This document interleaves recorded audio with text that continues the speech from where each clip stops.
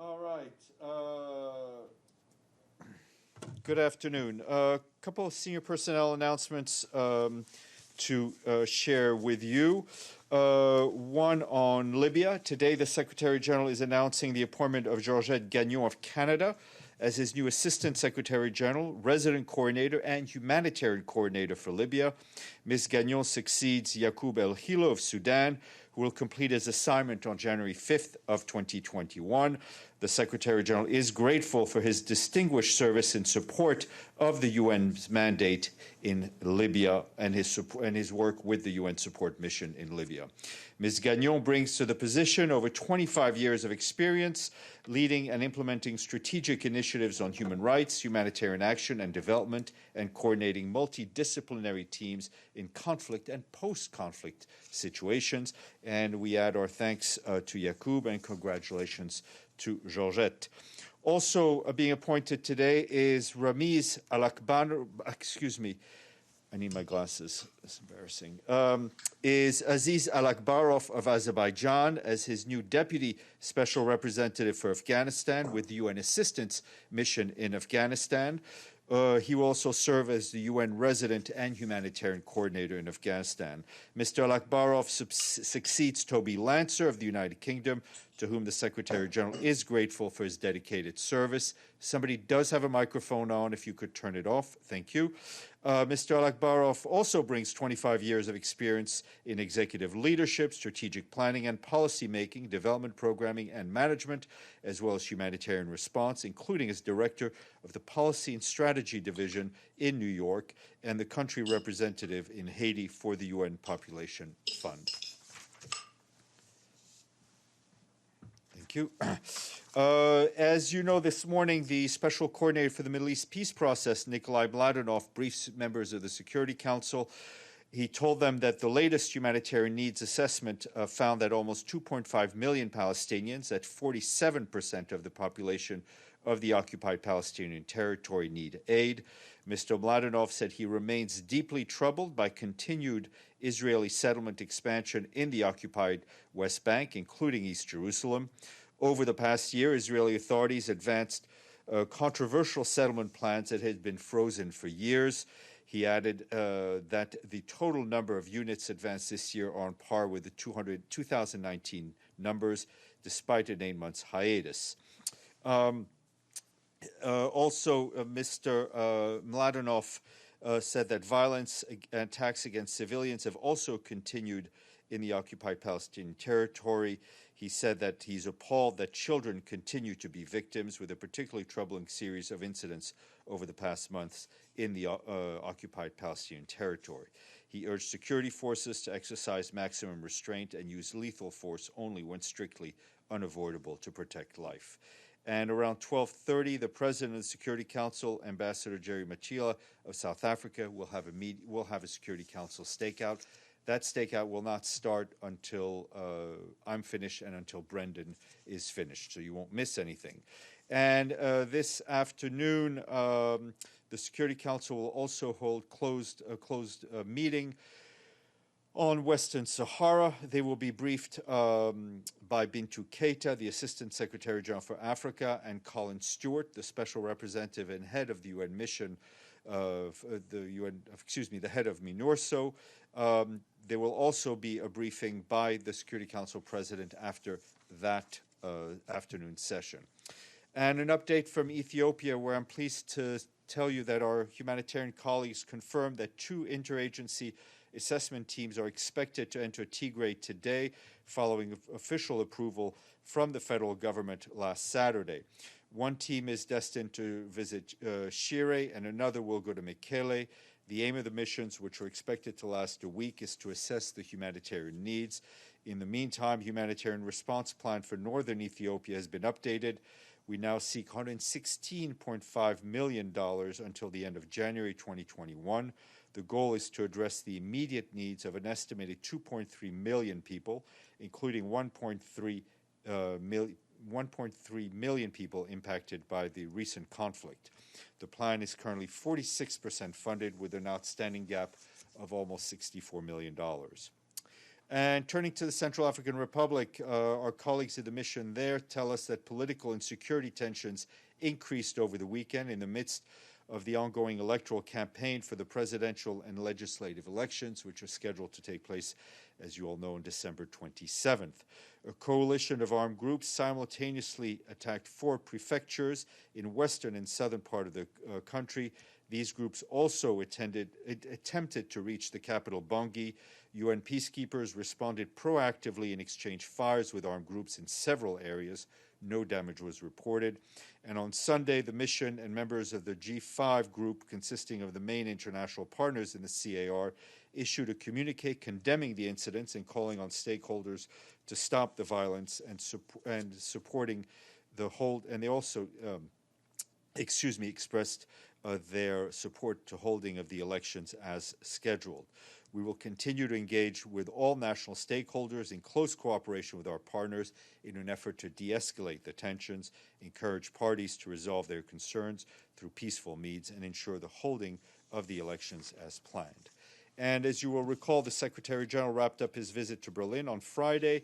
He told reporters there that the international cooperation has been tested this year like never before, but he saw seeds of hopes in the way Germany has shown the world what solidarity looks like in the way it has taken on the COVID-19 challenge. He thanked German Chancellor Angela Merkel for her leadership, not just when it comes to the pandemic, but also on climate crisis, peacekeeping, human rights, among others. Across the board, we have come to rely on Germany's principled stance and leadership, Mr. Guterres said. During the trip, he also reiterated the need for a people's vaccine that is accessible and affordable to everyone, everywhere. He said that developed countries have bought more doses of the vaccine that they need, should make them available to developing countries through the COVAX facility. Vaccine nationalism is not the way to end the pandemic, he stressed. All the remarks were shared with you.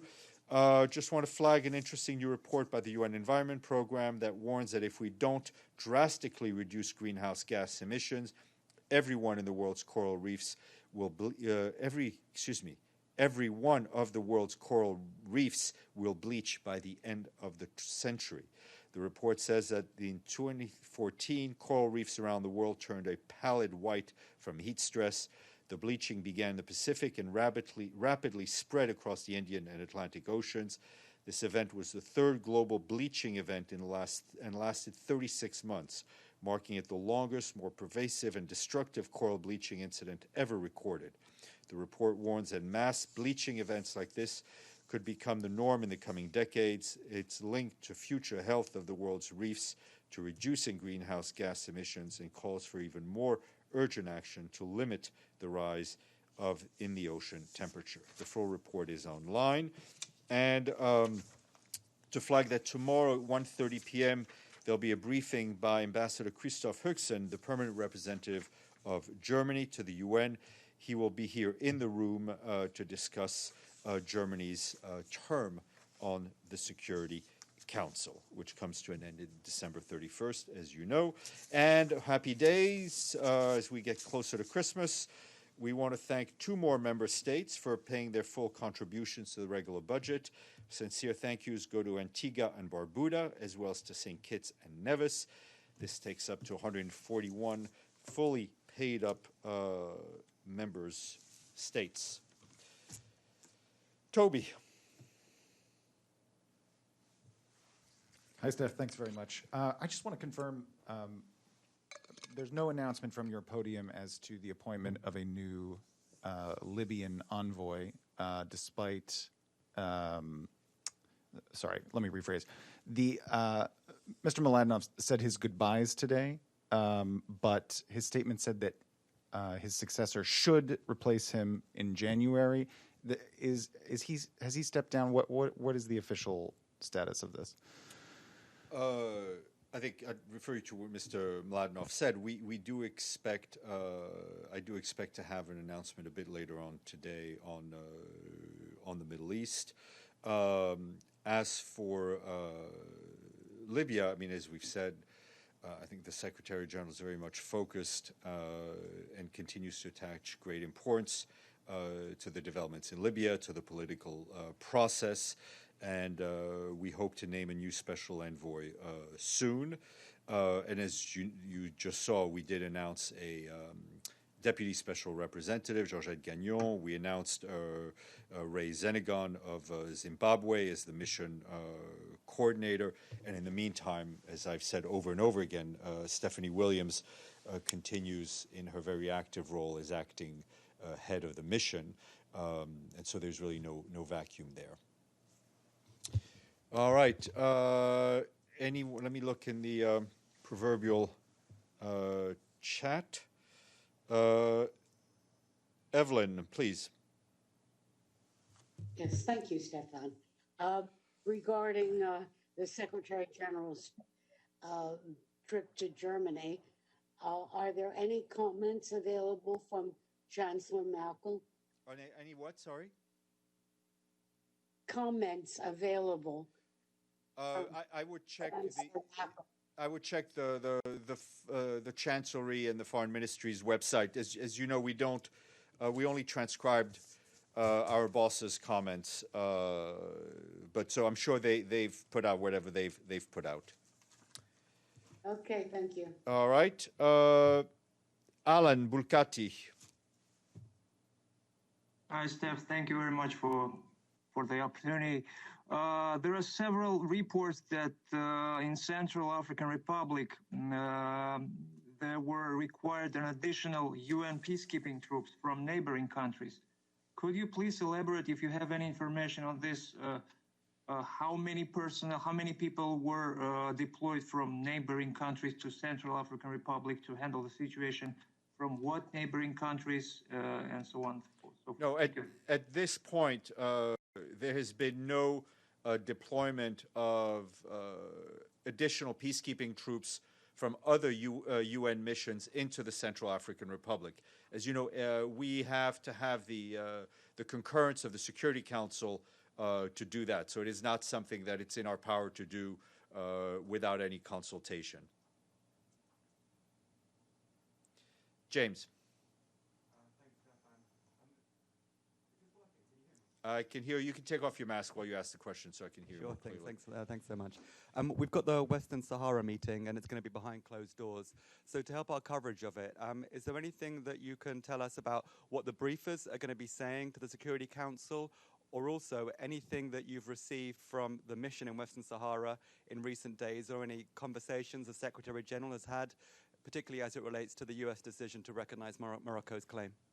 I mean, our position on the announcements regarding Western Sahara is unchanged, and that for us, we continue to believe that a solution can be found through dialogue based on the relevant Security Council resolutions. Ms. Bintou and Colin will update the Security Council members on the situation on the ground. There are no major operational changes from our part, but there will also be a chance for Security Council members to ask them questions, and they will answer accordingly. Yes, sir.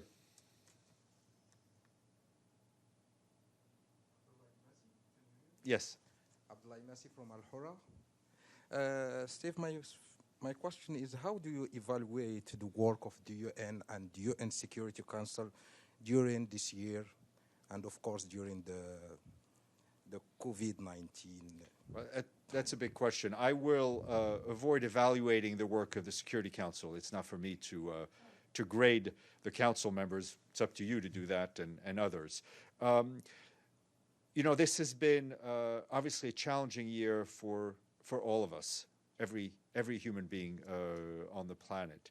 I think others will decide how the UN and how the Secretariat is held up, but I can tell you that the Secretary General has really mobilized the whole force of the UN system to battling the COVID-19, whether it's the supply chain to make sure PPEs get to where they were needed to go, humanitarian workers, WHO gets to where it was going, to keep a principled message about human rights and women's rights, about the right to education during the pandemic.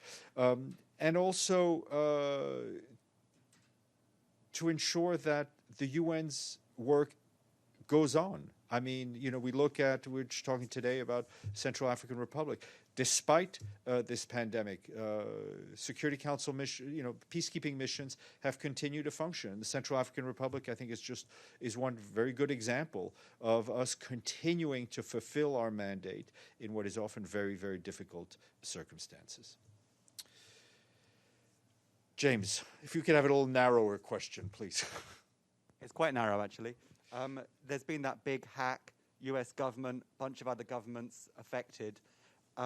It comes down to one piece of software by SolarWinds, the Orion piece of software. Was that something that the UN used in any of its systems? Have you done an assessment? Is there any chance that any of the UN servers were affected by this? We're obviously looking, let me just say I will not go into any detail at this point, but we're looking at, we're assessing the situation. But I'm not aware of any, in the Secretariat, of any major breach or any major issue regarding our IT. Okay. Where's Brendan? Oh, there he is. Okay.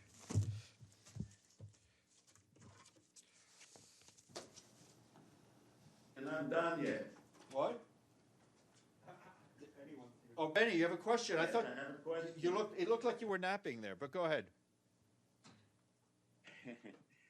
I was not napping. I was listening to you very intently. I also read Lavinov's remarks very intently, and I noticed one thing that was missing from his assessment on the Middle East, and that is he didn't mention at all anything about the most recently agreement between Israel and Morocco, 3 other countries.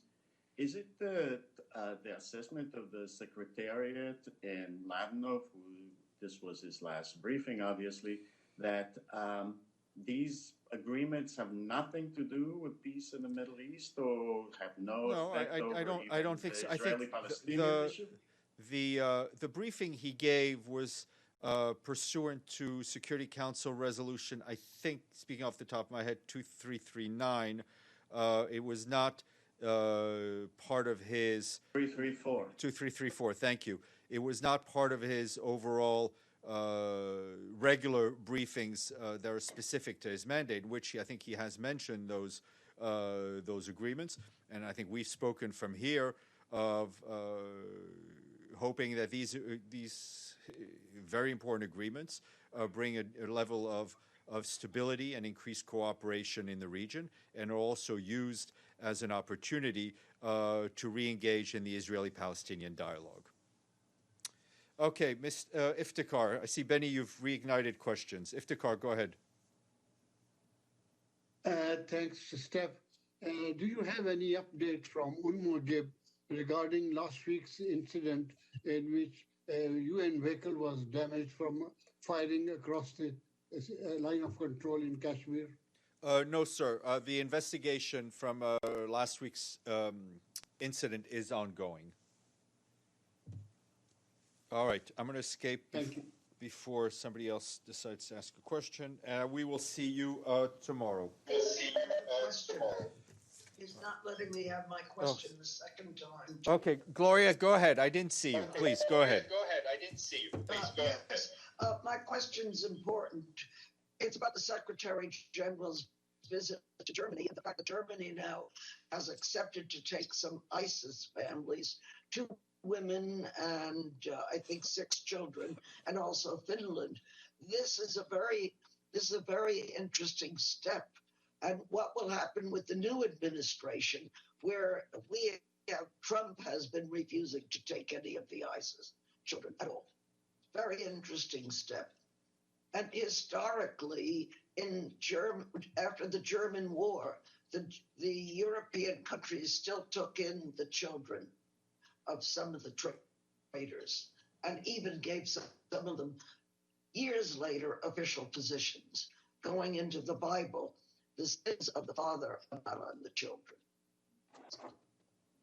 Well, it's obviously a move by Germany and Finland that we very much welcome. This has been an issue we have been raising for quite some time. Thank you.